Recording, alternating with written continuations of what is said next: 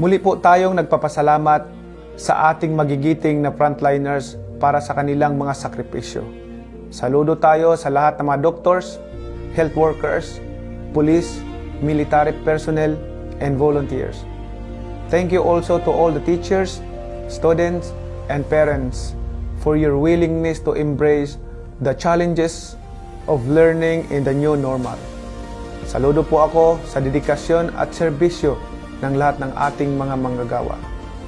Pati na rin ang pagsisikap ng ating mga magsasaka at mga mangingisda upang tayo ay may makain sa pang-araw-araw. Sa lahat ng ating mga kababayan na patuloy na nagsisikap para makaahon ang ating ekonomiya. Maraming salamat po sa inyong dedikasyon at pagsakripisyo para po sa ating bansa.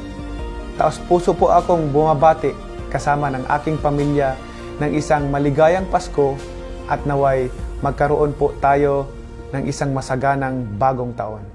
Maraming salamat po.